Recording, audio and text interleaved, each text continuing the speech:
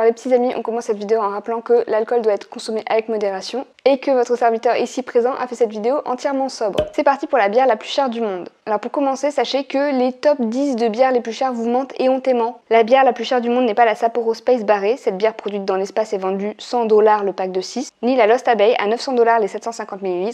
Non, la bière la plus chère du monde a probablement aucun goût, a un nom à chier, et est utilisée régulièrement par des laboratoires pour étudier des trucs comme les enzymes, le kombucha ou d'autres sujets passionnants.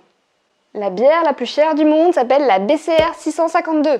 Ceci est une vidéo sur internet. Si tu trouves une bière plus chère que ça, je ne te rembourserai pas la différence et je supprimerai ton commentaire en faisant semblant de ne pas l'avoir lu. Donc disais-je, la bière la plus chère du monde s'appelle la BCR 652 et c'est un standard de bière. C'est-à-dire que quand j'achète cette bière, on me garantit la composition chimique exacte et de façon tellement exacte que le prix vaut, attention, accrochez-vous à vos slips, 6 500 € le litre. Les laboratoires étant pauvres et adeptes d'un mode de vie sain et équilibré, ils en font généralement l'acquisition par ampoule de 10 ml, soit à peu près 2 cuillères à café, ou la quantité de dignité contenue dans ma frange en 1990, ou encore 1/1000e de la surface d'un terrain de foot sur 1 cm d'épaisseur.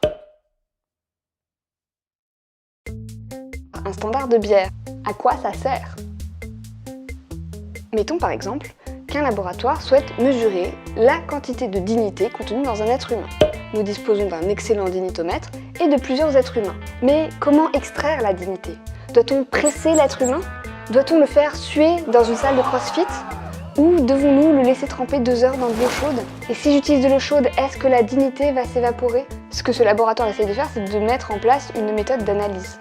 Donc, pour vérifier que cette méthode d'analyse fonctionne, il nous faudrait une référence, quelque chose dont on a déjà mesuré la dignité pour pouvoir l'analyser et voir si on tombe bien sur le bon chiffre. Du coup, on va contacter un marchand de standard et demander s'il a un standard d'être humain. Oui, alors on a Robert, 45 ans, qui a 5 mg de dignité par millilitre très exactement. On a aussi mesuré son taux de swag et sa vitesse de lecture d'un roman de Marc Lévy à 20 degrés. Mais revenons à la bière.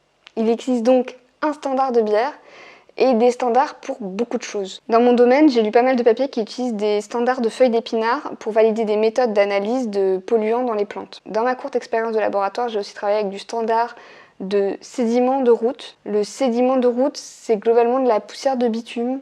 On m'a parlé de standard de lait en poudre et quand j'ai fait ma recherche pour cette vidéo, je suis même tombée sur du standard de carottes qui coûtait 147 € pour 25 grammes. On était à 2 doigts d'avoir une vidéo qui s'appelait « Je teste les carottes à 1 € le kilo et les carottes à 147 € les 25 grammes ». Mais je trouvais que la bière, ça sonnait mieux. Du coup, comment on fait des standards pour la recherche? Parce qu'à 147 € les 25 grammes, ça donne vraiment envie de se reconvertir dans la vente de légumes. Alors pour simplifier, il suffit de prendre une très grande quantité d'un truc qu'on veut standardiser, commencer par l'homogénéiser, donc par exemple en coupant en tout petits morceaux et en le mélangeant. Ensuite, il faut trouver un moyen pour que ça ne bouge pas dans le temps. Il ne faut pas que ça moisisse, il ne faut pas que ça perde certains éléments, il ne faut pas que ça change d'état. Donc par exemple pour la bière, il faut qu'elle soit stabilisée. Et ensuite il va falloir faire des mesures extrêmement précises pour pouvoir donc certifier la composition chimique de ton standard. Et ensuite tu vas passer les prochaines années à mesurer régulièrement les caractéristiques chimiques de ton standard pour t'assurer qu'il n'a pas bougé dans le temps. Ça fait quand même beaucoup de taf. Je possède des thunes, ouais.